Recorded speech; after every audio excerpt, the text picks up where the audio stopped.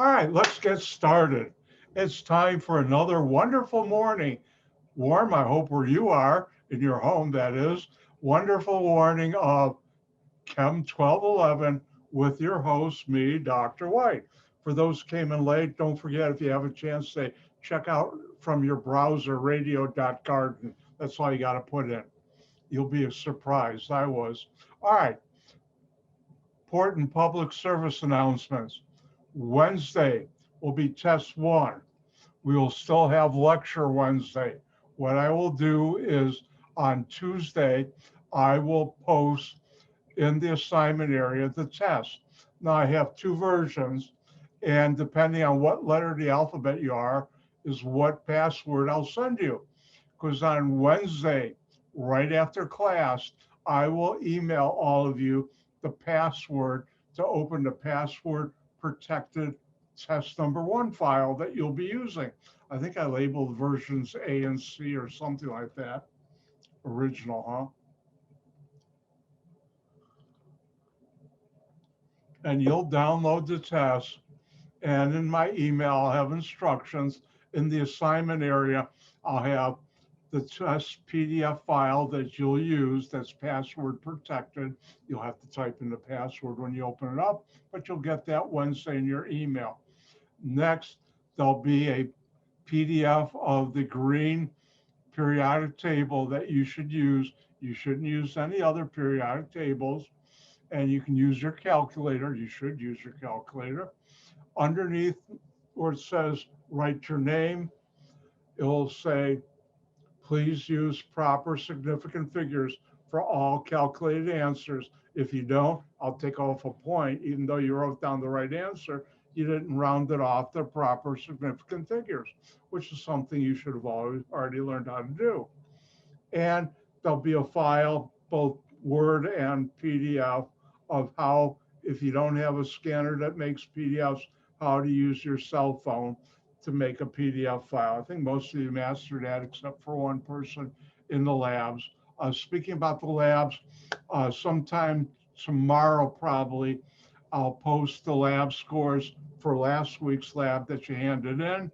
One or two of you, I do apologize if you handed in earlier labs late. I'll be catching up today or tomorrow on that. Last couple of days, Dr. White's been busy. And wait till Thursday and Friday. The lab I have planned for you, boy, is it going to be fun. Don't forget, I'm a chemist. For those who don't know, oy vey, and oy vey is mir is Yiddish. If you don't know what that means, look it up on Google. All right. Now, today's game plan will be, first of all, I'm going to do my world famous review for the next test, which is test number one. And then after that, we'll go through the problem set, chapter 4. Chapter 4. And then we will continue on with the material, chapter 5. And I think I'll get maybe in chapter 10 today. That will be on test 2. But that happens all the time in my classes, even face-to-face, this happens. All right, any questions before I get started?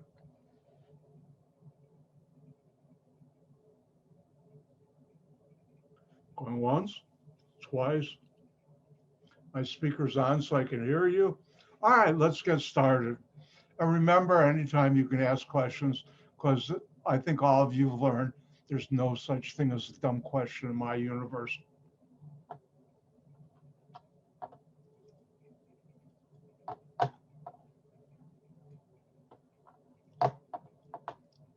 All right, let me move something. Do this, do this. Everybody see test 1 review on your screen? Thank you.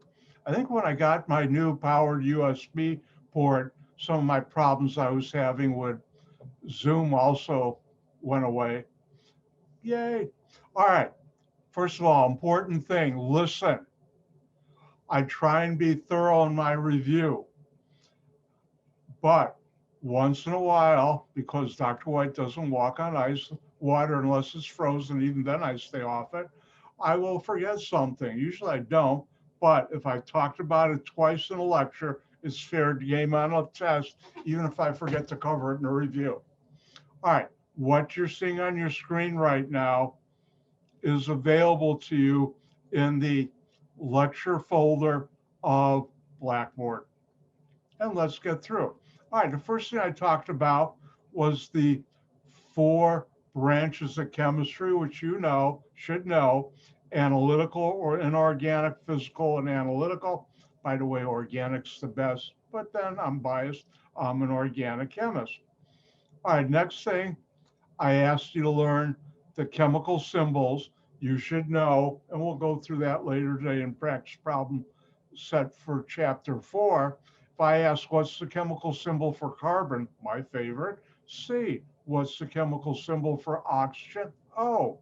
If I put what's the name of the element with the chemical symbol, I don't know, K, potassium, and you should know that. Next, I talked about the metric system, and the key things you should know are these prefixes. You should know kilo is 10 to the third or 1,000.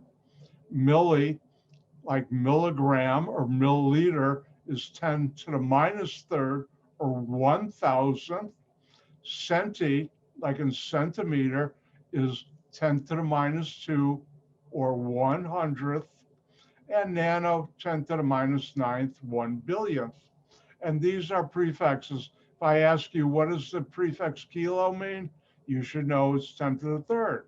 If I ask you, what's the prefix in centi mean? 10 to the minus 2.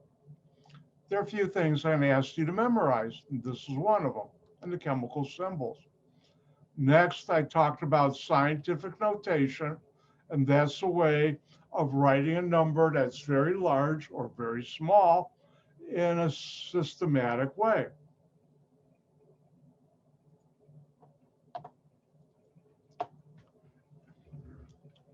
Oh, if I don't check it. Everybody see my whiteboard? Thank you, thumbs up person. All right, so the question is, how do you write this number in scientific notation? You look where, if there isn't one, or if there was a decimal point, and you move it to the right of the first non-zero integer, 1, 2, 3, 4. Now, any zeros at the end when there's no decimal are dropped. Now, how many times did I move it? 1, 2, 3, 4. When the number is greater than 1, remember, scientific notation is some number z times 10 to the x. X is positive. Actually, I'll make it 10. Therefore, I moved it 4 times, 10 to the 4th.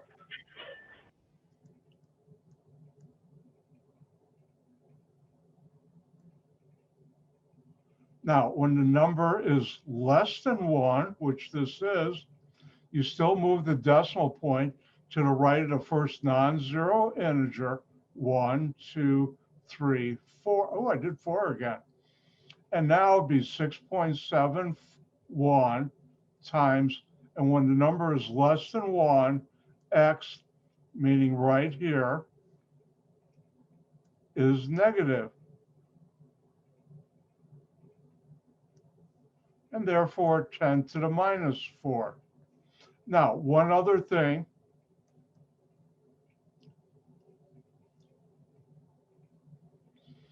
When you have a decimal point and there's zeros at the end, like this number, move it to the right of the first non-zero number. Then when there are zeros past the decimal point, you do not drop them. So this would be 3.10 times 10 to the minus 1. And that's how you do scientific notation. We've already practiced this, so I'm not going to let you try any now because we've already done that. Now, next thing I taught you was significant figures. And significant figures is a way of determining the accuracy, really, of a number. And how do you determine significant figures? Were there rules? And I'll never ask you what are the rules, but I'll expect you to know how to use them. All non-zero numbers are significant. Zeros at the end of a number, no decimal or not. Zeros at the beginning of a number are never significant. Zeros at the end of a number with a decimal are, and zeros between two non-zero numbers are significant.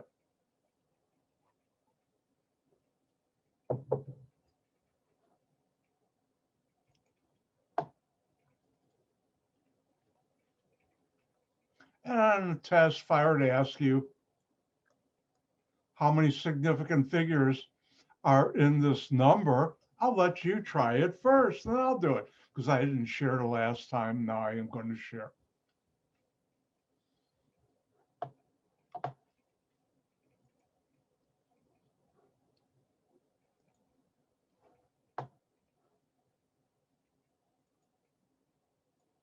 All right, I think everybody's done. Let's take a look at this. All non-zero numbers are significant. This one, this one, this one. Oh, look, we have a decimal point. Therefore, this zero is also significant, and it'd be 4 significant numbers. Let's do one more.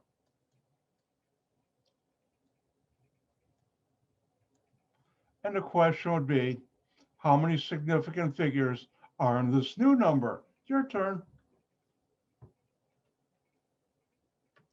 Oh, I have a request. Who's ever dreaming of a white Christmas? Please stop. I'm tired of snow already.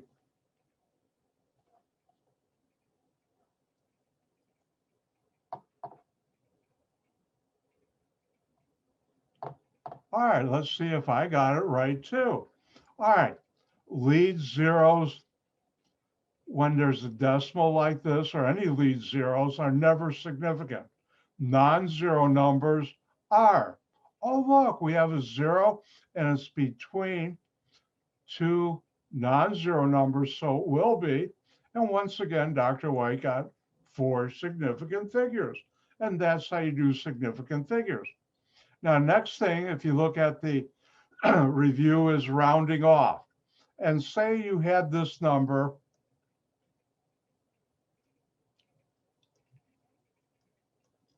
and you had to round this off to 3 significant figures.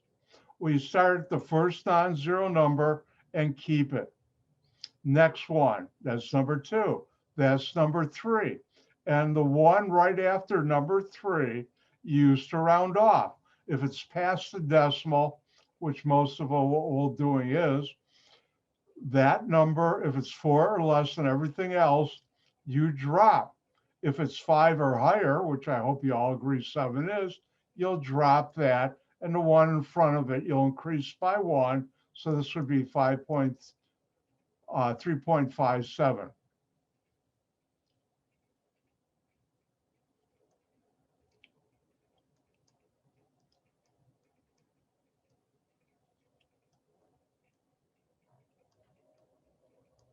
And why don't you round this one off to 4 significant figures? Your turn.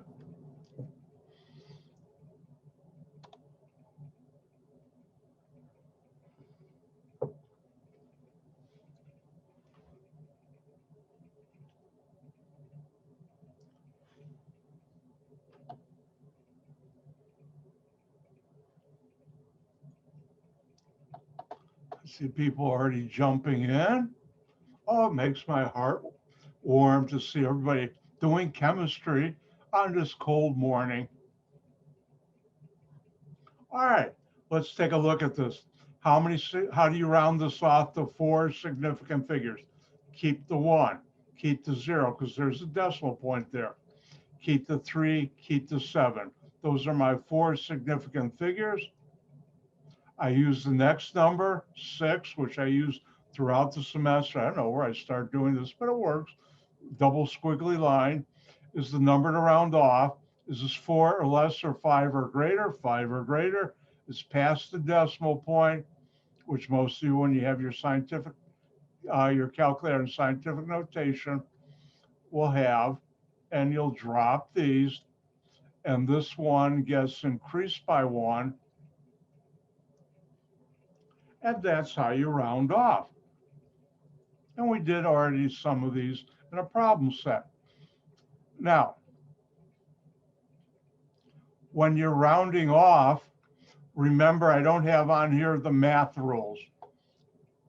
And the math rules are when you're multiplying, dividing, the number that you're multiplying or dividing or both that has the fewest significant figures is the number of significant figures your answer should have. I'll say that again. When you're multiplying and dividing, the number that you get should have the same number of significant figures as the number you multiplied or divided that had the lowest significant figures. And that's how you do it. We already did practice problems. And remember, I take off 1 point if you don't do that right. So make sure you know how to do that.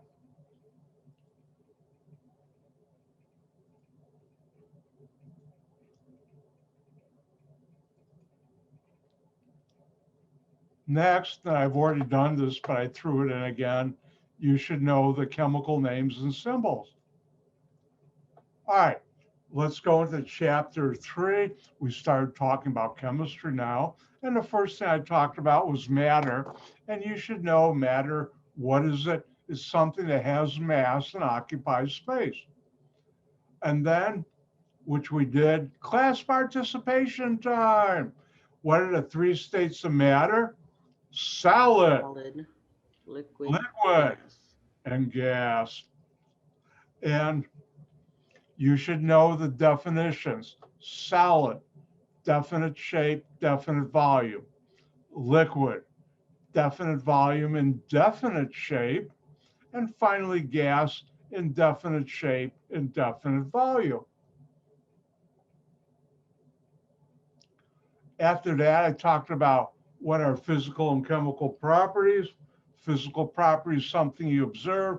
Chemical property, and I'll never ask you the definition of these, but chemical property is something that tells you, I guess, the propensity for a substance to change its chemical identity or what it is. And you should know examples of physical and chemical properties. A physical property would be, my cup is dark blue. No, it's not black. It's, well, actually, this one is blue, black. It's so dark blue, it's black. But anyways, it's black. My initials on here are red, and that's chemical, physical property. Oops, almost made a mistake. Now, the water that makes up the tea in my cup is not flammable. Water being not flammable is a chemical property. Next, we talked about, notice I used the term we, I did, you listen. Thank you. You're welcome. And physical and chemical changes. And physical change is where it changes one of its states of matter, but it still retains the same chemical identity.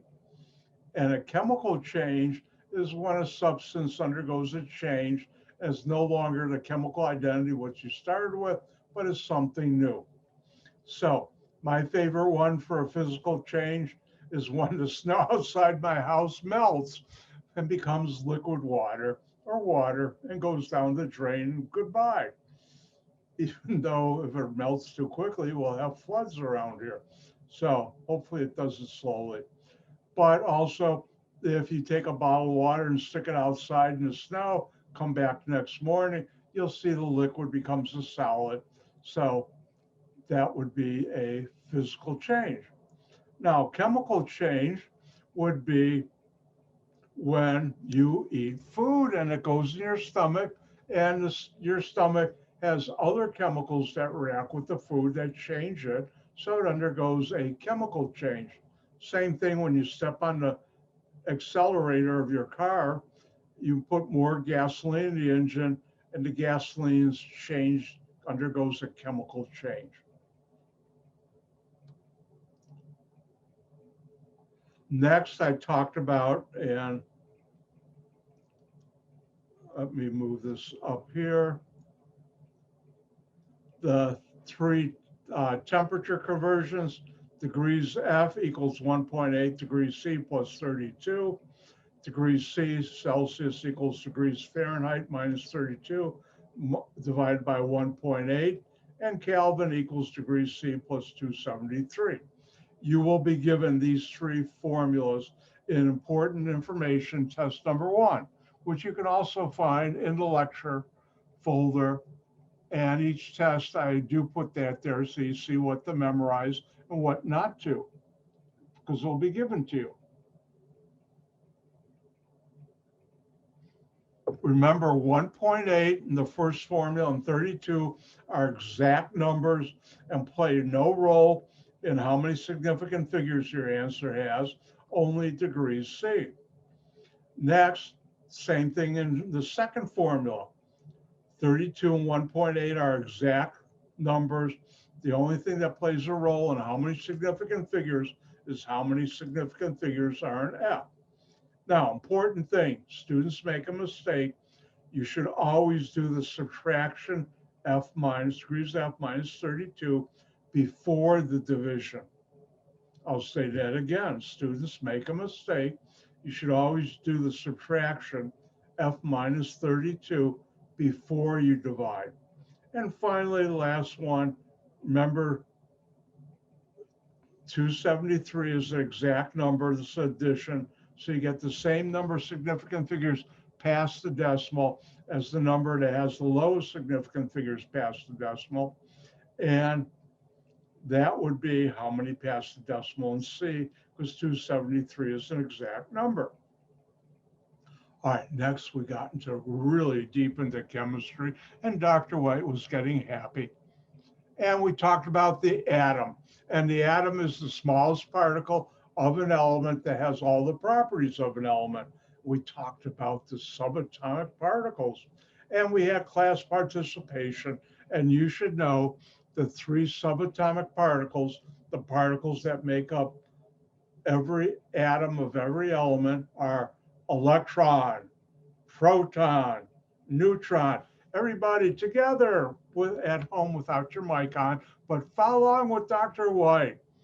The three subatomic particles, electron, proton, neutron. And you should know electron has a negative charge, proton has a positive charge, and neutron no charge. And if they'd asked me, I would never call a TV show Jimmy Neutron. I would have called them Jimmy Electron, because that's where the action is in chemistry. I'll teach that later. Now, in investigating subatomic particles, there are two chemists you should know their experiments. Thompson's cathode ray tube experiment proved that the electron had a negative charge. So Thompson's cathode ray tube experiment dealt with the electrons and it had a negative charge. Then Rutherford's gold foil experiments taught us two new things. One, the nucleus of an atom is very dense. That's why certain of these high energy particles shot back from the gold foil, which should normally would expect not to happen. And the nucleus of an atom, remember the nucleus you should know is the center of an atom, contains protons and neutrons. Remember the nucleus contains protons and neutrons. If I get too close to the bottom, that pops up. Here, you can see it now. Nucleus, you should know, contains protons and neutrons. The next thing I taught you was the atomic number of an element. And the atomic number, which you don't have to memorize, because it's on the periodic table I'll be giving you, you can download, is equal by definition to the number of protons. Now, proton has a plus charge because all atoms of elements are neutral charged. That also tells you the number of electrons. Oh, I don't have to do that. Oop.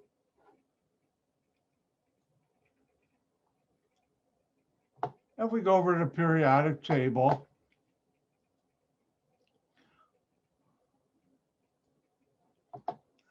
which you all should be able to see on your screen. If we look in the upper right-hand corner, nitrogen, N, has 7 electrons, 7 protons. My favorite, carbon, has 6 protons, 6 electrons. Sodium has 11 electrons, 11 protons. Oh, let's go to the high rent district, expensive stuff. Gold, Au, has 79 protons, 79 electrons. And Hg mercury has 80 electrons, 80 protons. And you should know how to do that.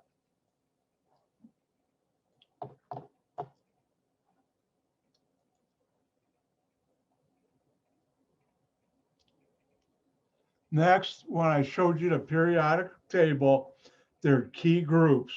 And you should know the columns, which are groups. There's the alkali metals, the alkaline earth metals, the halogens, and the noble gases. And if we go back to our periodic table,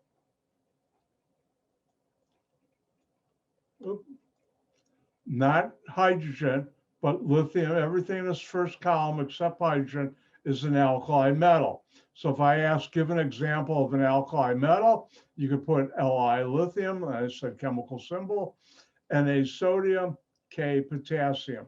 If I ask for an example of an alkaline earth metal, second column, and on the left, and magnesium and calcium are each Mg and Ca example of alkaline earth metals. If we go all the way over, and let me move myself away from here, to the second to last column on the right, those are the halogens.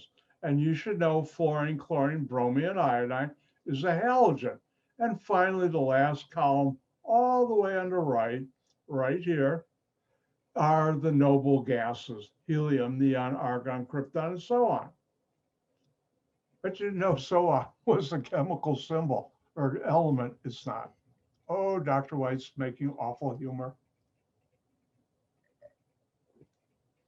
It's President's Day, awful humor from Dr. White. Just think, you paid for this.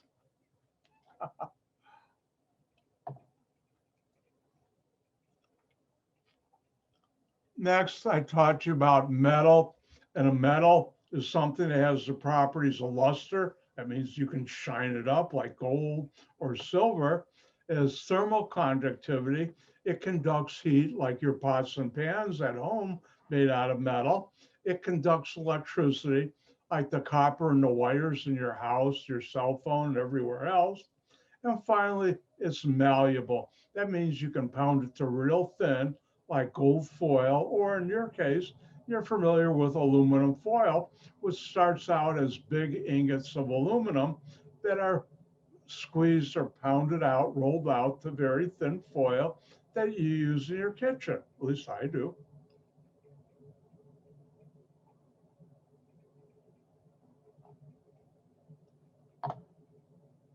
The end.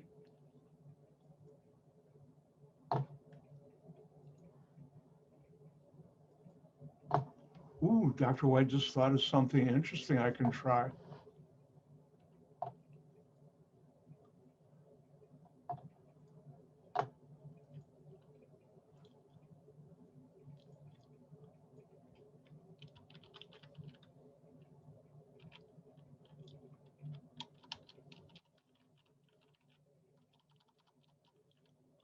Hang in there.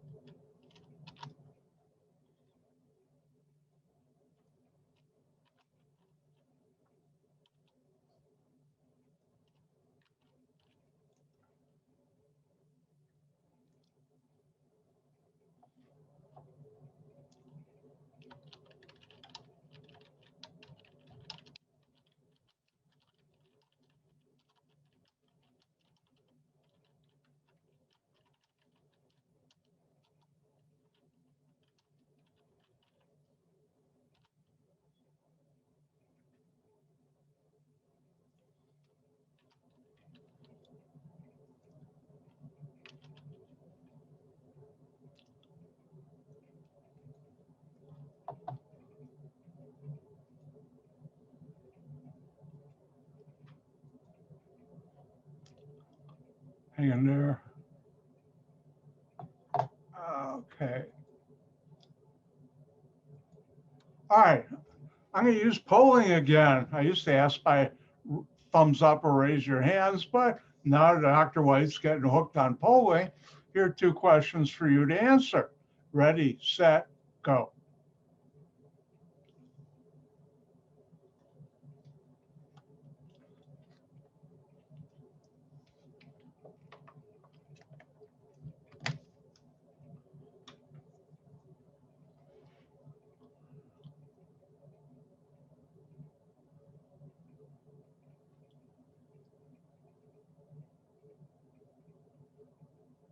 Remember, everybody, come on, do the polling. Got a couple more people to go. Or maybe you can't because you're in your car driving somewhere. I'll give you another 10 seconds. Start now.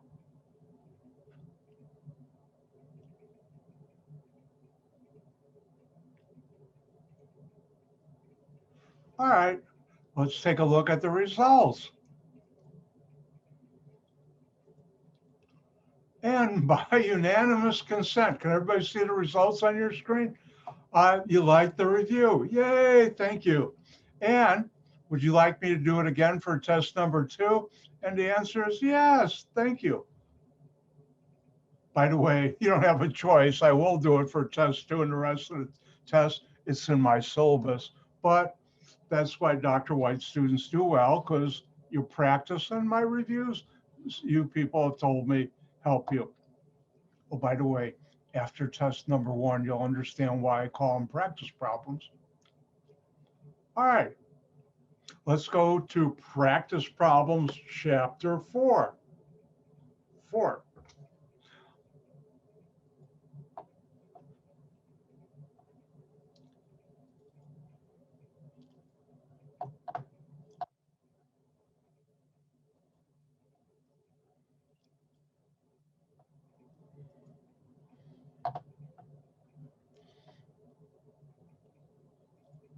All right, everybody see chapter 4 practice problems on your screen? Thank you.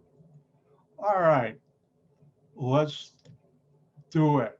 All right, first of all, how many atoms are there in each of the following molecules? Well, you've got to know how to count them. Here there are 2. When there's a subscript to the right of the element, that tells you how many atoms. So sodium sulfate has 2 sodium, 1 sulfur, and 4 oxygen, and it adds up to 7. Now, brackets is when we have, and I don't know if we'll get to it today or Wednesday, what's called polyatomic ions. Ooh, big new name for you to learn and impress your friends, neighbors, and loved ones with. And you multiply the number of atoms in the bracket times the number subscript to the right of the right bracket. So magnesium bicarbonate has 1 magnesium. It's not in the bracket, but here we have 1 hydrogen, but we multiply it by the 2. So we have really 2 hydrogen. We have 2 carbon. Notice inside the bracket, we have 3 oxygens, but you multiply it by number 2, so that's 6.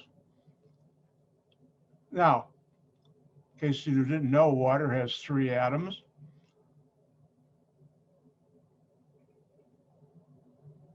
This one, Dr. White, I think I added wrong.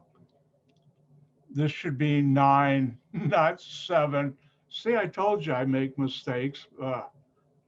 I'm going home. Oh, wait, I am home. I'm so embarrassed. But anyways, that should be 9.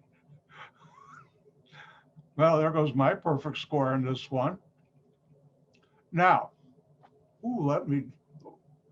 let's take a look at number 2. What are the 3 subatomic particles of an atom? And they are everyone: electron, proton, and neutron. And what's the charge on a proton? Positive. You can write it either way on a test. What's the charge on electron? Negative, this way or with a minus sign. And finally, I don't think I have it here, what's the charge on a neutron? No charge. Now, how many electrons and protons do each of the following elements have? and you look at the atomic number. Now, this is Dr. White's secret, sneaky way of testing. Do you know the elements symbols? And do you also know atomic number tells you number of electrons and protons? And for carbon, the chemical symbol is C. If we go to a periodic table, oh, there's one. You'll see the atomic number up in the right-hand corner is 6. So that tells you that there's 6 protons and 6 electrons. And if we go to, I haven't done this in a while, silicone. And by the way, silicone is a very important element. It helps makes a lot of the chips that you use in things like your cell phone, my computer, my web camera, everything. It's important. And the chemical symbol is Si. If we look over here under carbon, Si, atomic number is 14.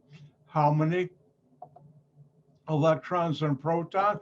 I got it right, 14. Let's do one more. I haven't done sulfur. Sulfur is a yellow solid at room temperature. How many electrons and protons? Sulfur is right below oxygen and has 16 electrons, 16 protons. And that's how you do that. Next, give name a chemical symbol for a halogen. Where are the halogens? Well, if we look at our periodic table, the second to the right column are the halogens. You can put down F fluorine, my favorite chlorine, Cl, Br bromine, and iodine. And I've worked with bromine and chlorine, much more with chlorine than bromine. And those are the halogens. I see a question.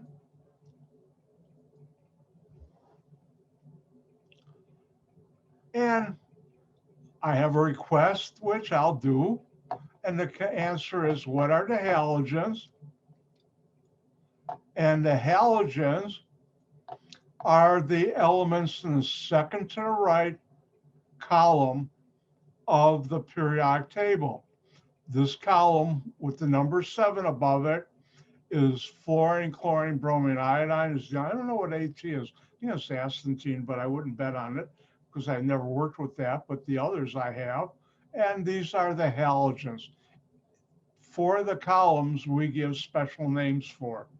The first one is, not counting hydrogen, are the alkali metals. The second one, alkaline earth metals. All the way over here, the halogens. And the very last column are the noble gases.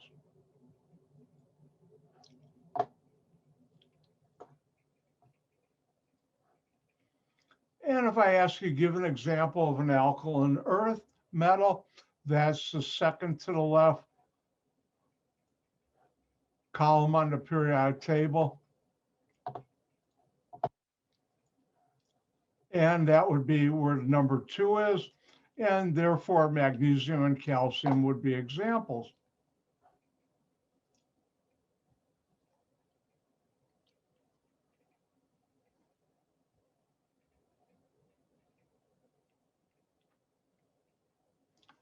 I'm not sure what you mean by e.g. will be one name. As in the problem set example on the test, I could ask, give a name of a alkaline earth metal. And you'd have your periodic table and you'd have to know magnesium or calcium. You could pick the other ones, but I didn't ask you to learn those. So the only 2 I asked you to learn in the alkaline earth metals are magnesium, calcium, even though later on in the lab, we will use strontium, Sr, but I'm not asking you to learn that now or ever this semester, because most of you are never going to use strontium, but calcium, magnesium, you use and will use. Hopefully that answered your question. Next one, C, give an example of an inert gas. Dr. White blew it. This should be noble gas. I still once in a while, I just missed it. Oh, until about the 1990s, which meant for over 30 years, more than that, Dr. White knew this column and every other chemist as the noble inert gases. It's really the noble gases. And that's because in the 90s, 1990s, I forgot exactly when, a very ingenious chemist found a way to make the inert gases react chemically. So you can't call them inert anymore because he found a way to react. But now correcting that, noble gas would be any one to column 8, helium, neon, argon, krypton, xenon, and so on.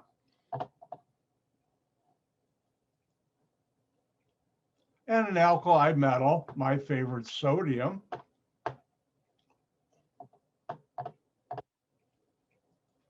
And the alkali metals are the first column, not counting hydrogen. That's, even though it's in the first column, it's not a metal, it's a gas at room temperature, where the others are solids at room temperature. And Dr. White's worked with lithium, sodium, and potassium metals. Potassium is very dangerous stuff to handle. Sodium, you gotta be careful with. Lithium, somewhat. But anyways, if you put down Na sodium, Li lithium, or K potassium, that would be the other. Here are the others, rubidium and cesium, but you're never going to touch that. I haven't. Or francium. I've never, and I never will, seen it, touch it, use it. But lithium, sodium, potassium, we use a lot in our daily life. And finally, give an example of a metal element that's a metal. And you can put down gold, iron, silver, zinc. There are many of them. And those are all metals. And that's review for chapter 4 for test number 1. Any questions? Check my chat. Going once, going twice. For those who came in late, Dr. White found out about an interesting website you should all visit, and that is radio.garden. I won't tell you any more about it. Go there, you'll be surprised. Not now, not during my class, but after class, check it out. How we do? Ooh, we got time left. And the answer is, Shay, yes, chapter 4 will be on the test. If you look on the announcement and also in the syllabus, but I'll tell you so you know for sure, it'll be chapter 1, 2, 3, and 4. Oops, this one is broken too. So there'll be those 4 chapters, okay? And thank you for your question. I think there are 27. Hold on, let's find out. Instead of me guessing, no, I'm not going to open up the test. You think I'm bad? All right, Jessica, let me get to your question in a second.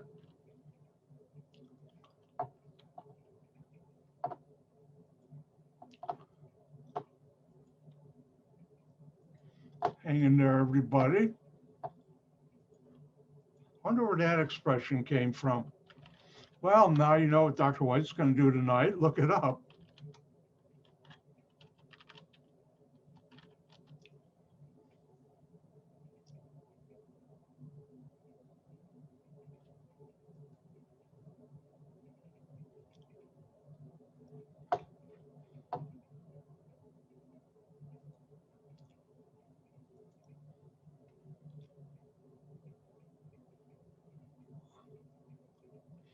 All right.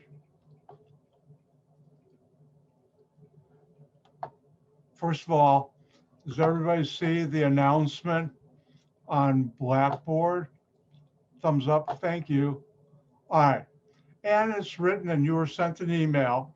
Notice the second paragraph. Ooh, he's doing English in this chemistry class. Test number 1 covers chapters 1 through 4. It has 11 pages, including important information like temperature. Oh, I was right. It has 27 problems. 7 of them will be multiple choice. The others are short answer. You'll be given a periodic table, the green one, to use. All right, now, next question was, that's not what I want.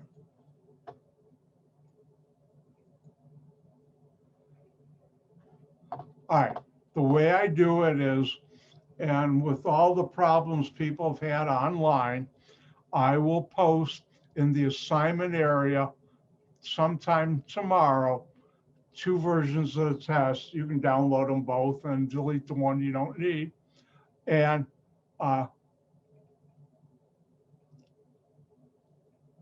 there's no subtraction on the test for significant figure. But anyways, let me finish my train of thought, which I just lost. All right. I got my train of thought. See, it's bad President's Day humor. Never mind. But anyways, Dr. White even cracks myself up. All right. Test number 1, there'll be 2 PDF files and they'll be available for you to download along with the PDF file of the periodic table you just saw me use. And then on Wednesday after class, why after class? Because I don't want you taking the test during class. I want you in my collection. I will send out an email to each and every one of you with a password, depending on which version you should be taking. And they're very similar, but Dr. White made some sneaky changes to check if anybody's cheating. Dr. White's very clever sometimes. But anyways, you'll take the password, we'll download the file, take the password, open up that file, and take the test. First of all, you can print it out if you have a printer. If you don't have a printer on a piece of paper, don't rewrite the test. Like for problem 1, put 1, make sure you put your name and your test version on the top. If you're writing it out, put the answer. Problem 2, put the answer, and so on. And then you'll either scan it and make it into a PDF file, and those of you who print it out, you'll scan it, or you'll take your, I was going to say smartphone. Has anybody ever had a dumb phone? But anyways, take your cell phone, take pictures of it, and convert it into PDF. I've shown you how to do that. Most of you already done that for the labs. For those of you who want, even though it's not that easy, you could type in the answers if you open it as, well, it's not open as a Word file. Never mind. I'm thinking of the labs. And you'll have till Thursday morning, 10 a.m. to upload it to the assignment area of Blackboard. And then what I will do is grade it. I will tell you on Wednesday, but I'll tell you now, I'll tell you again, by Sunday, 1 p.m., I will have it all graded, grades in Blackboard. Usually I do it before, but you never know what's going to come up in your life. So that's why I give myself some extra time. I will send out an email. The grades are in Blackboard. And then within a couple hours after that, I will send each of you an individual email with how many points for each answer you put on the test. And on Monday, next Monday, I will go through the test answers. I will remove that from the video, so show up. If you can't show up, come to my office hours. Any other question? Oh my goodness, it's time for a break. Let's take a 5-minute break, come back at 10:56. I hope you all know how to use a watch or a clock, and I'll see you in 5.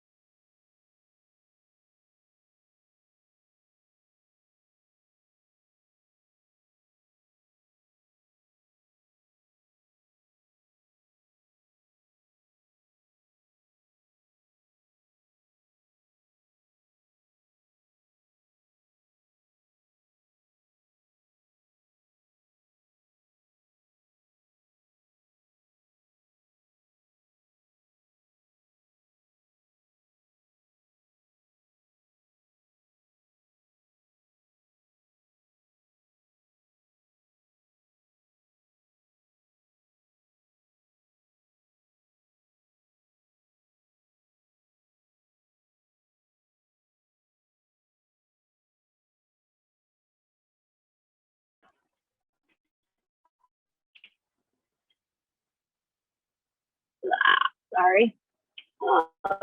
There we go.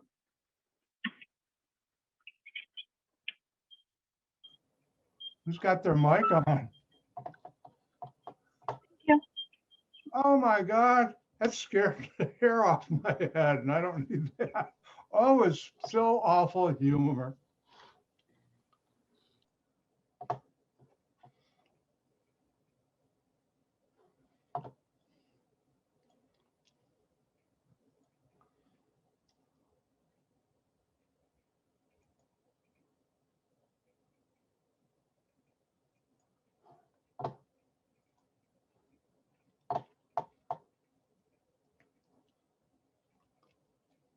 Boy, I was sitting down. I said, oh my God, what did I just do? Run over a cable or something?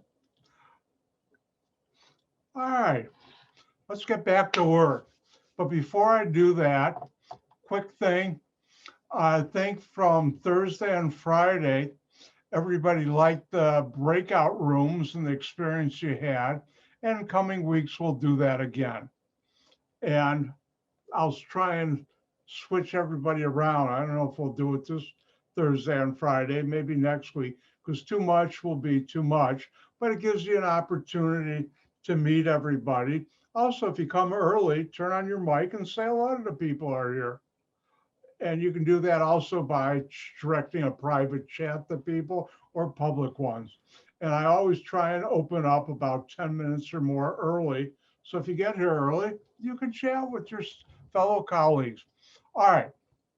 Any more questions before I move on to material that will be on test number 2, not this test? Checking my chat thing down there.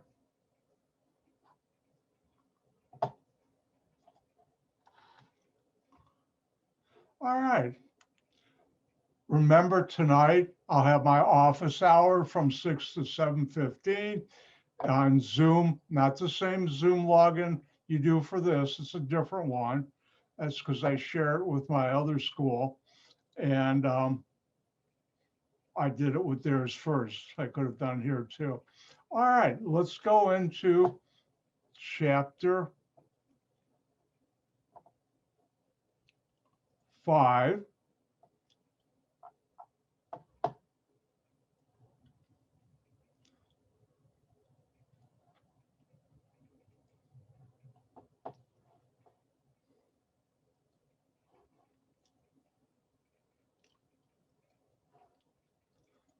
All right, everybody see chemical formula on your screen?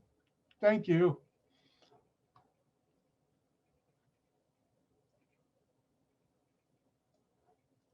All right, we talked about this, some of it's a review from last week.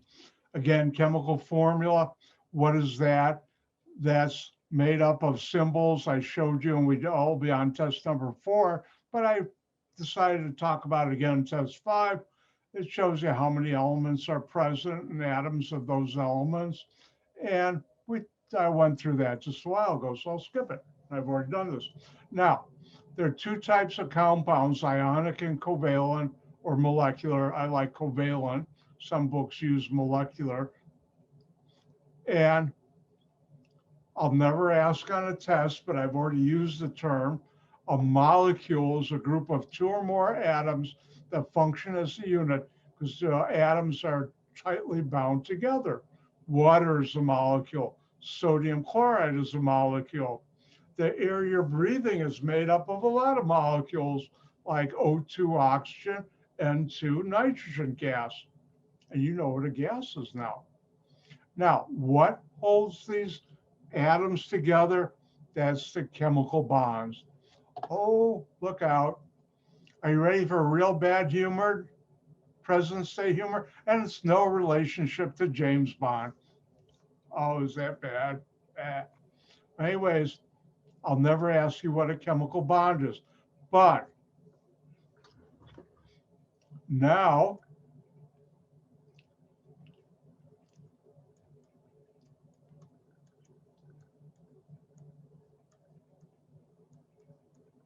there are 2 types of chemical bonds. The first one is ionic bond, you should know, and the second one is a covalent bond.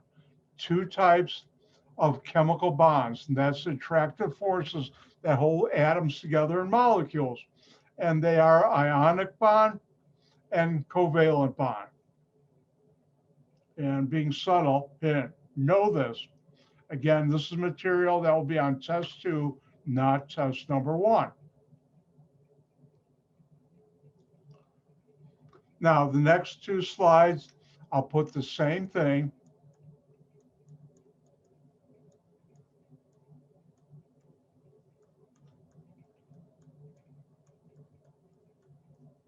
What's an ionic bond? An ionic bond results from the transfer. You could just put down an ionic bond is the transfer of one or more electrons from one atom or group of atoms to another atom or group of atoms. Again, you should know, what is an ionic bond? It results from the transfer of one or more electrons from one atom or group of atoms to another atom or group of atoms, and that's an ionic bond. For those of you writing it down, I'm going to have some water and give you a chance. Remember, everything you see on the screen is available that's typed out in the folder for this chapter, chapter 5, that's in the lecture folder of Blackboard.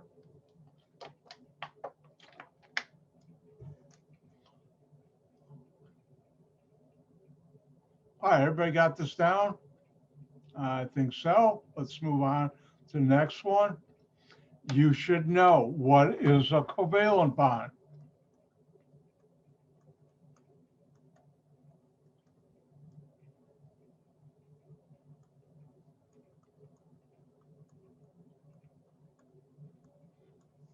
And you should know a covalent bond results, an important thing here is the sharing of one or more pairs, remember pair means 2, of electrons between atoms. So covalent bond is the sharing of one or more pairs of electrons between atoms.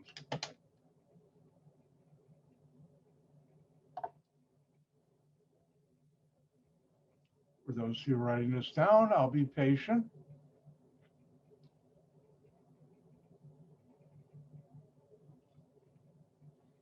And if you miss it, don't forget, sometime by tomorrow, today's lecture will be on YouTube.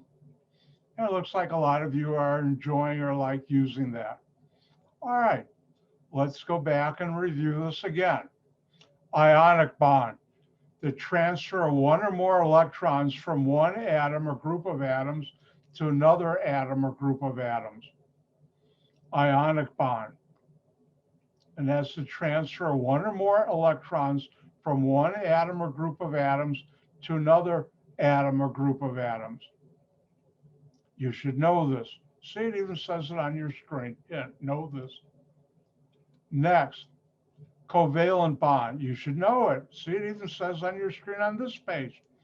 It results from now the sharing of one or more pairs. Remember, pairs means 2 of electrons between atoms. Again, the covalent bond is the sharing of one or more pairs of electrons between atoms. And if we were in class and face-to-face, when I'd say covalent bond, you'd see me going like this.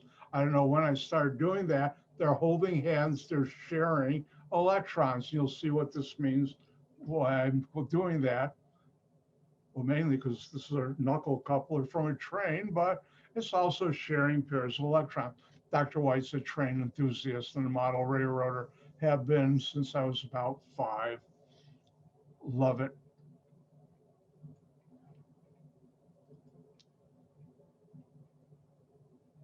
Now, switches off for the next couple slides. Click. Will this be on test? Switches click off. But it's something I would like you to know. Now, when we talk about chemicals, we have names for them. Until about the early 1920s, people just made up names, and we called those common names. Example, you know this is water. If you're German, Wasser. If you speak Spanish or from Latin America, aqua, which comes from the Latin water. And other ones, this is called salt. Most of us call it, or table salt. And these are common names. Now, IUPAC, which stands for the International Union of Pure Applied Chemistry, back about right around 1900, 1905, 1910, there was a massive expansion in chemistry. There was a lot of great chemistry going on, and new things are being discovered. And how do you name them? How do I communicate with another chemist? Names, but more importantly, how do you put names in legal documents? And this was very important. Well, it turned out World War I delayed what happened right after World War I, about 1918, 1919. 134 countries came together, signed a treaty. The United States was one of them, to create a new organization. Remember, switches off, and it's called IUPAC. IUPAC, which I think is cool to say, International Union of Pure Applied Chemistry, is the organization that was created by that treaty. And that organization is headquartered in Geneva, Switzerland. I'm not sure what year, 1990s, they actually came on board with their own website. Ooh, let's go there.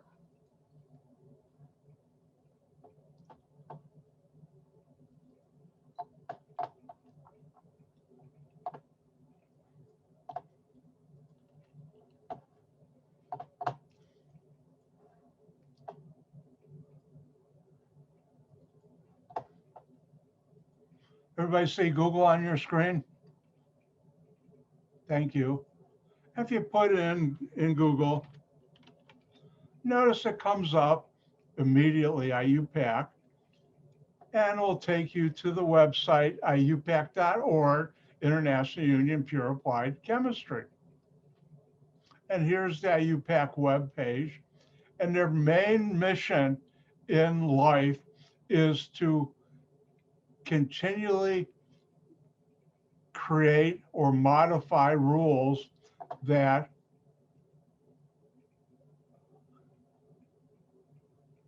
name chemicals. And it was established in 1919. Common goal, free exchange, and also really the rules are the most important thing. And IUPAC has rules how to name that. And those are called nomenclature. Example, this one, the IUPAC name is sodium chloride.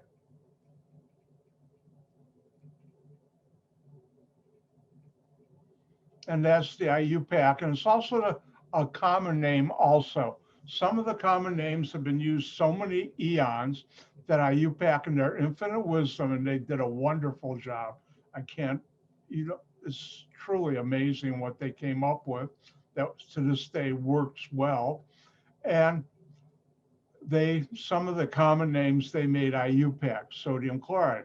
Now, as I've told you, if you ever go out to lunch with or dinner or breakfast with a chemist, including Dr. White, one of us will always say, could you please pass the NaCl? And we made sodium chloride. NaCl, never mind. And IUPAC's treaty I had about 1920. I was off by a year. And it created official, and is the official source for naming all, the rules for naming all chemicals. Switch is still off. Now, there are common names that were used before IUPAC that are still used. And certain ionic compounds, in your book, they have the switches off. I'm not going to go through this. You can look up the names. And there's a type 1 for metals with 1 cation and other ones for type 2 with more than 1 cation. We'll learn about cations later on this chapter or next chapter. All right.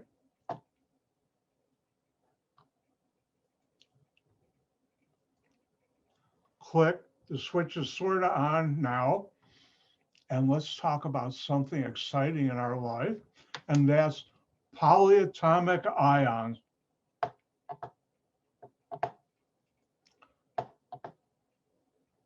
Now, I'll never ask you on a test what's a polyatomic ion, but you should still know. By the way, let's look at the name polyatomic. Poly means many. And if you ever have meet someone whose name is Poly, and you say, oh, your name means many in Greek, they'll give you that look like, you know how many thousand times I've heard that? So don't. I did that once. She was a dean at the other school I teach at, and I got that look like, come on, you think I haven't heard that before? And atomic means atoms, and ions mean I'll be teaching you something that has a charge on it, positive or negative, electrical charge. So polyatomic ions, those are a group of atoms that have acquired an electrical charge, which is shared among the atoms of that group. I'll never ask you that on a test, but they're so important. And here's naming, which I won't ask. Most common polyatomic are ending in ATE, and I no longer ask you to memorize them, but you should be familiar with them. Now, when we look at nitrogen, there are 2 polyatomic ions you should be familiar with. NO3 minus, there's a minus sign here, and NO2 minus. This is called nitrate ion, and this is nitrite. And a lot of you have probably heard of nitrite and nitrate. Where? Well, if you've been paying attention to the news the last decade and a half, there's been a number of groups that have claimed, oh my God, the nitrates that are used as preservative in processed meats, like the good stuff, salami, bologna, corned beef, and corned beef, and pastrami. Now I'm getting myself hungry. And there's not even a good deli nearby where I live. I have to go all the way to Skokie. But anyways, well, actually, there's some others in Buffalo Grove, but Skokie's the best one. Kaufman's.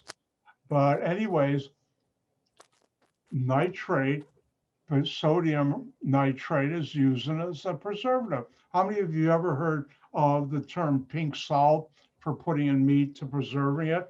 And what makes it pink is the sodium nitrate and nitrite. Both are used, but more nitrate. And a lot of groups say how bad that is and everything. But I've been eating salami and hot dogs. It's in hot dogs. It's a lot in bacon and all my life. And look what it did to me. Oh, you better stop using this stuff. But anyways, that's a polyatomic ion. Another one, sulfur, important one is sulfate ion, anion. It's a -2 or 2- charge. This is called the sulfate anion. And where do you find that? I got some room over here to write.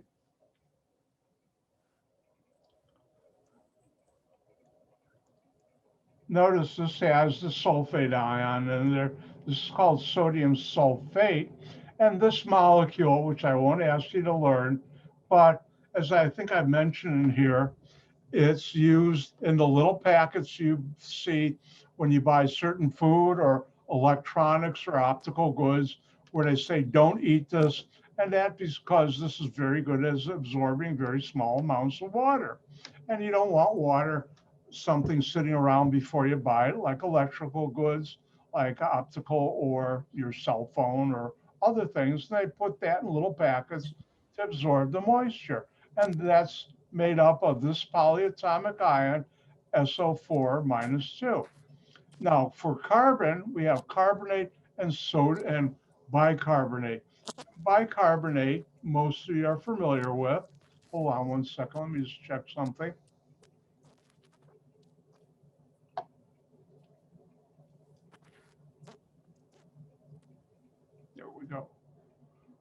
Thank you for holding on. Somebody's mic was on and I just helped shut it off. And if we look at this molecule, whoops.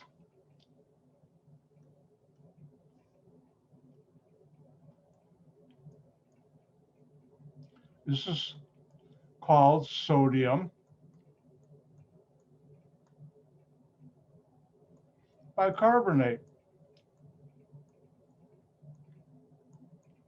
And most of you have this in your kitchen. No, I don't. Yes, you do. And where do you find it? In baking powder.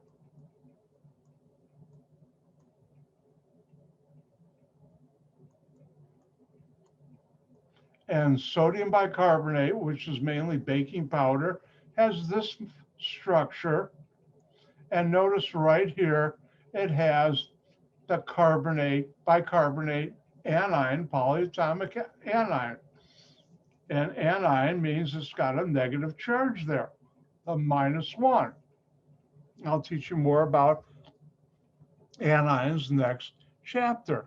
So if you wonder why are these important, well, they're in our daily life. Now the last two for hydrogen, we have H3O plus, which is called the hydronium ion, and OH minus is the hydroxide. Way later in the semester, when we get into acids and bases, I'll teach you about the hydronium hydroxide. And they play an important role in our daily life. Like in your stomach, not to get too personal, you have hydronium ions that help break down your food.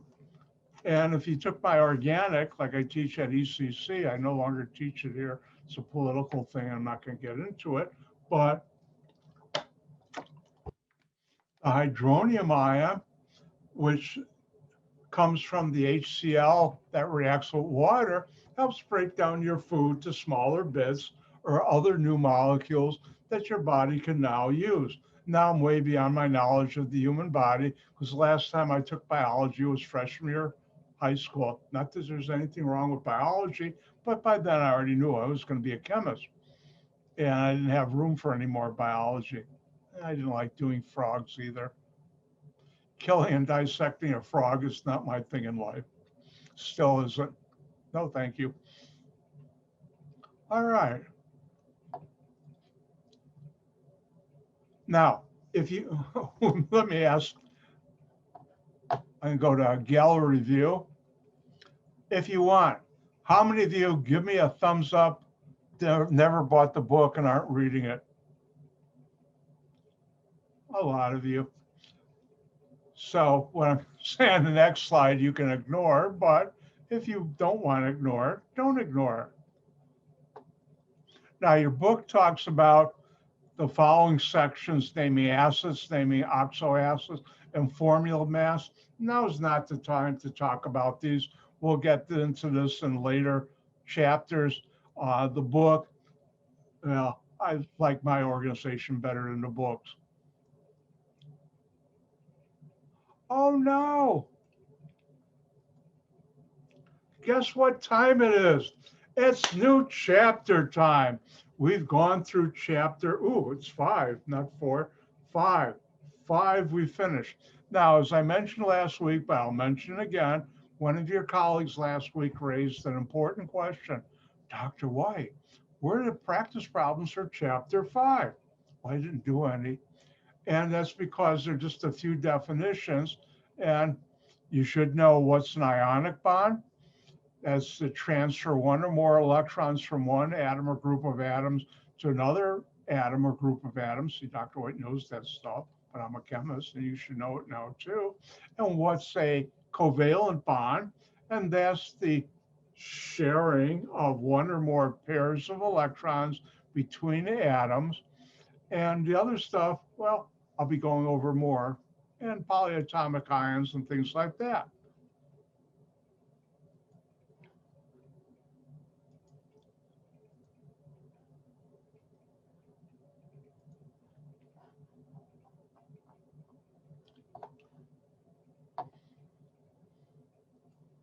And now we're going to do chapter 10. What am I going to do when we do chapter 11? I have to grow another finger. So I'm not going to use my fans and toes. But anyways, I said it's awful humor, President's Day, awful humor. Aren't you glad that comes around only once a year? Anyways, we're going to go to chapter 10. And now we're going to get into some good chemistry. What are we going to get into? Let's find out. And we're going to talk about chemical bonding, and we're going to get into depth in this. Everybody see chemical bonding on their screen? Thank you. All right. When we talk about chemical bonding, there's two types. I've already mentioned this, but you should know this. First one, ionic bond, and that results from the transfer of one or more electrons from one atom or group of atoms to another atom or group of atoms. And I should say major additions of pertinent material from this chapter's slides have been made by your instructor. In other words, if you were reading the book, I'm adding more stuff to help you along. Thank you, Dr. White. You're welcome. So, ionic bond results from transfer of one or more electrons from one atom or group of atoms to another atom or group of atoms. Covalent bond, that results from the sharing of one or more pairs of electrons between atoms. And you should know, I ask on a test, number 2, not number 1, what is a covalent bond? You should be able to put down the sharing of one or more pairs of electrons, and it's important, pairs of electrons between atoms.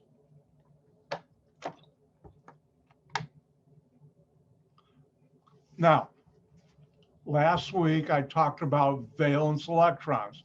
And valence electrons, you should know, test number 2 stuff, are the outermost electrons. And we learned how many valence electrons an element has by looking at the periodic table and looking at the top. How things going? Everybody see the periodic table? Yep. You guys are really quick. And notice in the first column, number of valence electrons of those elements are 1. Next column, 2, 3. But I'm not going to do the iron because the metal's in the middle here. But we come over to carbon. How many valence electrons? 4. Same thing for silicone. Nitrogen, 5. Phosphorus also has 5. Carbon, oxygen. Look at the number at the top. Remember, we're talking about valence electrons. Oxygen has 6. Sulfur has 6. And if we look at the halogens, the number on top, either Roman or numeric, 7. The halogens, fluorine, chlorine, bromine, iodine, all have 7 valence electrons. And finally, the noble gases. Look at the top, you see the either Roman numeral or numeric 8. And that means all the noble gases have 8 valence electrons. How many valence electrons? Argon, 8, neon, 8, helium, 8. So those are the valence electrons. Now, why learn this? Well, it turns out knowing the valence electrons helps you understand how atoms of elements form molecules. And how do we show how many valence electrons in a useful way to help us know when atoms form? How do you like this? Atoms form chemical bonds to form molecules. We use what's called, hang in there, the electron dot symbol. Now, it's a convenient way to represent valence electrons. I'll never ask on a test, what's the electron dot symbol? In your book, they call this, but chemists like to do that, including myself. We honor Dr. Lewis, who came up with this idea, and they're really called Lewis structures. And I've talked about here valence electrons, how to determine this. Remember, the maximum number is 8, never less than 1, never more than 8. Now, how do you do a Lewis structure? Switches on. If I could turn a dial up to 10, I've just turned it up to 100. Ooh. And to make it even more obvious,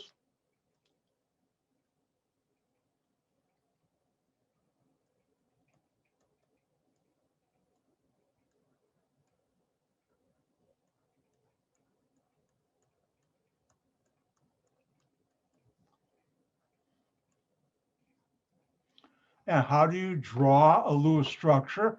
A Lewis structure consists of the element's symbol, chemical symbol, and one dot for each valence electron. It turns out the outer valence electrons of all atoms are only in the s and p orbitals, which is why that's what I stressed when we did electron configuration.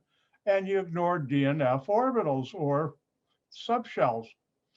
Note, always place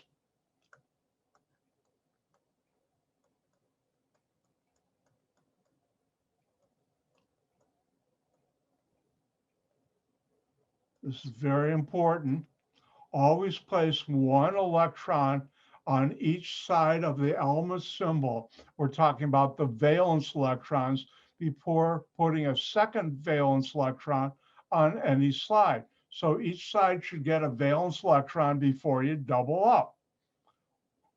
So on a test, I could ask, draw the Lewis structure for the following, 3 points each. And I have a series of these, and let's do some. And I'm going to go to my whiteboard. It'll be nicer. And the question would be, oops.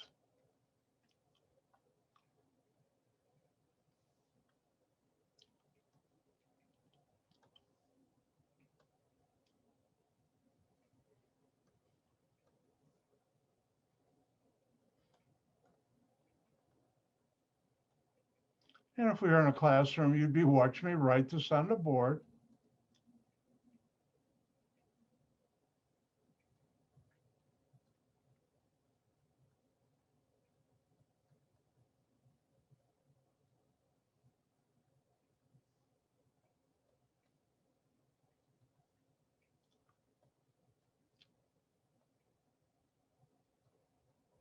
Well, how do you do this? Well, first thing you have to know is what's the chemical symbol for carbon to draw the Lewis structure, and that's C. Next, you have to know how many valence electrons. Oh, how do we do that?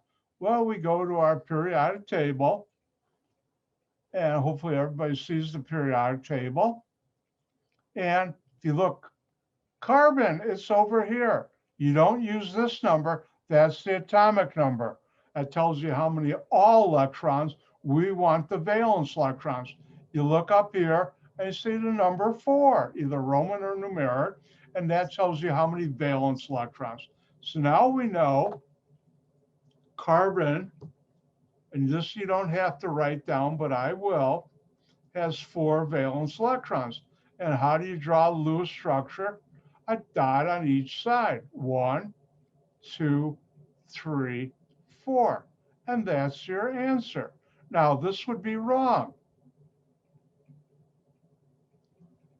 Why? Because you put a dot on each side before you double up. And this one had an empty side and 2 on this side. That would be wrong. Whoops.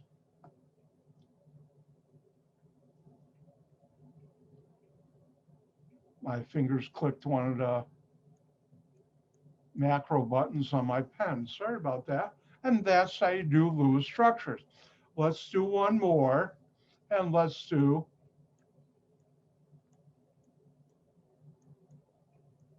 draw the Lewis structure 2 or 3 points of bromine. How do you do that? Well, first of all, you have to know how many valence electrons does bromine have.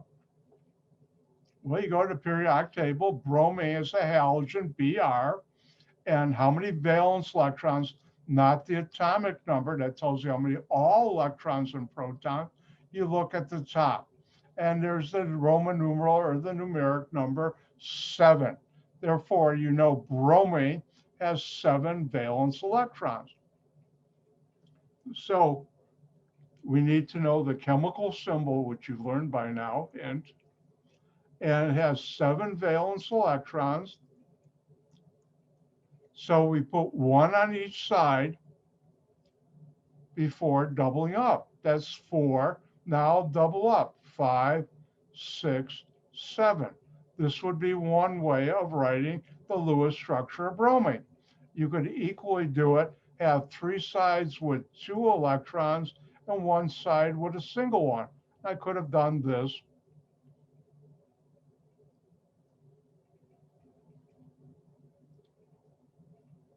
I could have done this one. By the way, this is a bead.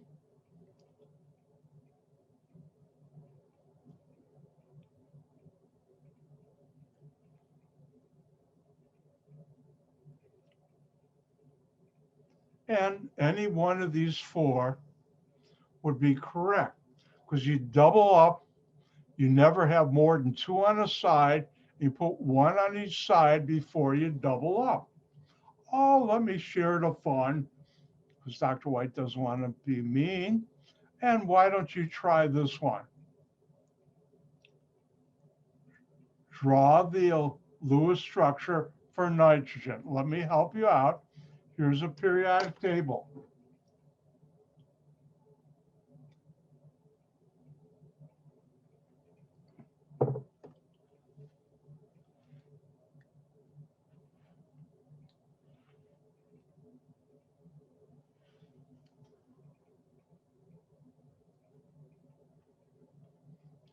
You're doing chemistry and it's not that painful.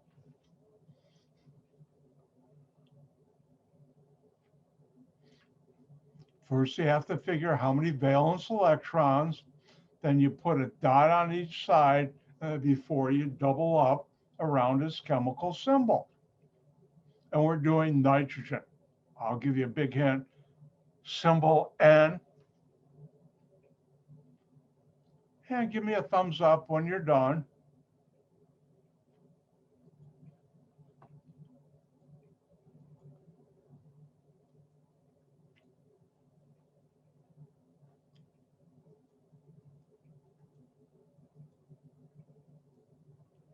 All right, I think everybody's done. Let's do it. All right, first of all, let me go back here. Nitrogen has 5 valence electrons. Here's nitrogen N. This is atomic number. We don't want that. That's all the electrons. We want the valence electrons, which are the outermost 5. So how do I answer this?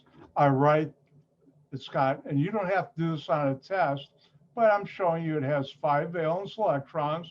I have its chemical symbol. I'll start 1, 2, 3, 4, and now I'll double up. One way would be this way. This is the way organic chemists do it.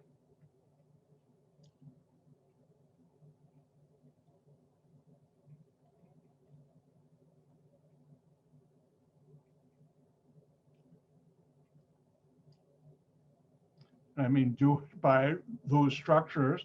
And you could have written any one where it had 2 dots on one side and 3 single on the other sides. I got to force my hand to do this because it's unnatural. Yeah. But this would be another correct answer, and there are 2 others I could have written. Remember, you put 1 on each side before you double up. If you had done something like this, that's wrong because you have to put 1 over here on each side. See, it even says NO. No. Oh, is that hokey? Oh, let's do another one. These are fun.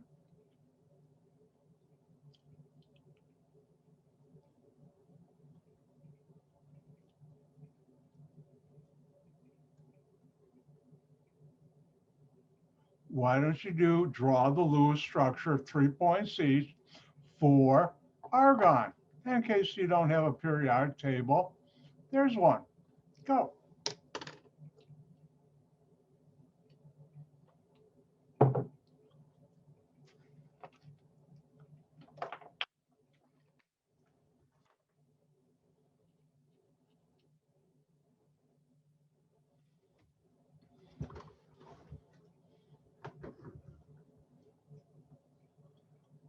And when you're done, give me a thumbs up.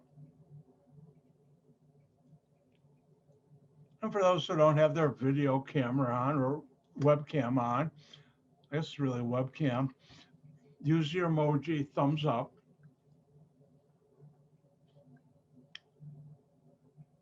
If those who don't know about that, look in the lower corner wherever and you'll see annotate. Click on that. You'll have, oh, now we can even,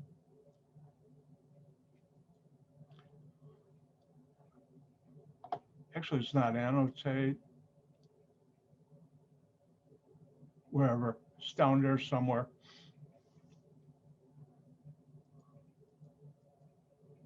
All right, I think everybody's done. Let's do it. What were we being asked to do? Draw the Lewis structure for argon.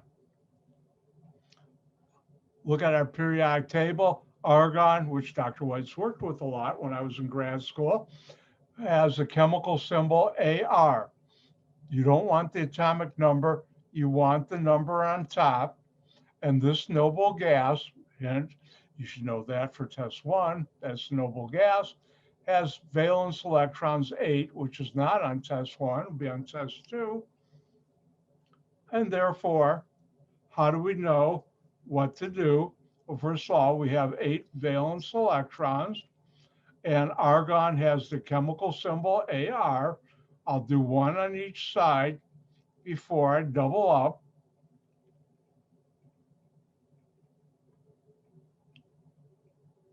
And this is the Lewis structure for argon.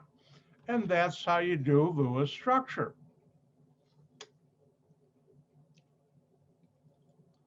And if we did oxygen, I'll help you out. Why don't you do the Lewis structure for oxygen? And that has 6 valence electrons. Why don't you try that one?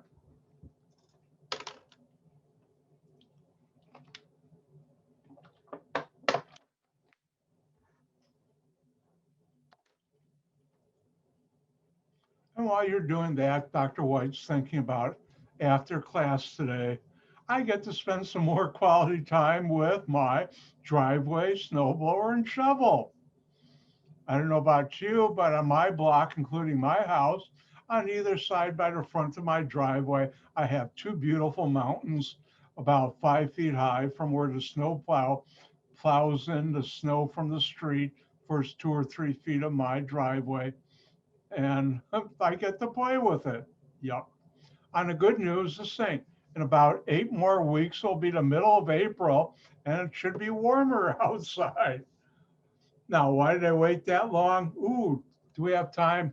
We do have time. But first, let's do Lewis structure of oxygen. Chemical symbol O.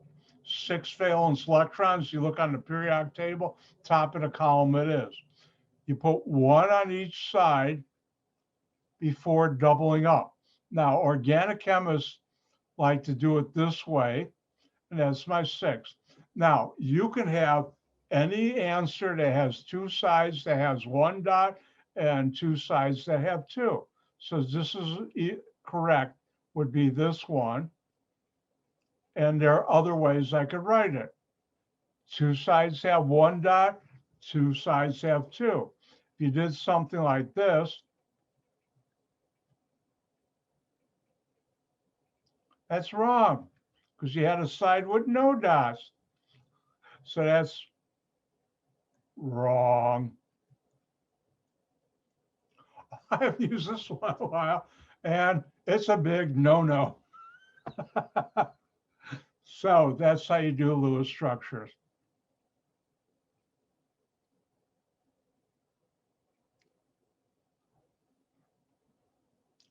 All right, now let's talk about the octet rule. I will never ask, I was going to talk about something, but let's go on with this stuff. It's more important. Oh, I know what I was going to talk about. It's not more important. Do I have time? I do, real quick. All right, why did I say wait until the middle of April? Because back in 1967, that winter, in April of 67, I was a junior in college, April 14th, the day before tax day, we got 14 inches of snow in Chicagoland. How do I remember that? Because that's the only time I can remember in my lifetime that the IRS, because of a weather event, said we're postponing the due date in Chicagoland by 1 day because nobody could get around. Because on the 15th, it all melted and we had floods everywhere. It wasn't fun. But hopefully after April 15th, we won't see any snow. I see a question.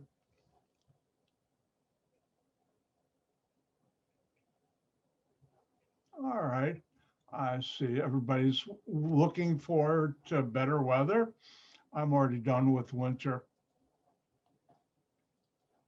All right, let's get back to the octet rule. This will never be on a test, but I want you to know about it. Octet rule, this is very important. In both ionic covalent compounds, atoms tend to acquire electron configuration of the nearest noble gas. When we're talking about electron configuration, we're talking about the same number of valence electrons. This you don't have to write down because it won't be on the test, but it helps you understand the following we'll be going through, if not today, on Wednesday. And again, remember, valence electrons are the outermost, and certain arrangements are most stable. Switches off in terms of, I'll never ask this on a test, but I do want to go over. And the most stable electron arrangement is for the valence electrons, which are only the S and P, and N is like 1 or 2 or 3, the shell numbers. When you have 2s and 6p, 8 electrons, that's the same as the valence electrons. The one exception is helium, which only has 2 electrons, so it's 2s, its octet is 2. So what that means, and I'll never ask this on a test, in a compound formation, atoms of elements lose, gain, or share electrons in such a way that their electron configurations becomes identical, same number of valence electrons, to that of the noble gas nearest them in the periodic table. And that's 8 valence electrons. So what does this really mean? If you're forming molecules, to make them stable, atoms either lose, gain, or share electrons to get to the same number of valence electrons as the nearest noble gas, and that means numerically nearest by atomic number. And we'll go through all this. I know you're saying, oh, what's going on? Relax, take a deep breath. That's my phone, 3 more rings and it'll stop. Oh, it wasn't President Biden calling me, or I'd answer it. Don't hold your breath. I don't think he knows who I am. All right, let's continue. Now, when an element loses electrons, it forms positive ions. And you need positive ions for ionic bonding. Remember, ionic bond is a transfer, excuse me, of 1 or more electrons from one atom or a group of atoms to another atom or group of atoms. I'll never ask on a test, but you should be familiar with when an element loses 1 or more electrons, the ion form is positive. It has a positive charge, and we call that a cation. And a cation is what happens when you lose electrons from an atom of an element. I'll never ask on a test what a cation is, but I'll use that terminology. And as I look at the clock, oh my goodness, time flies when you're having fun with chemistry and Dr. White. We're done for today.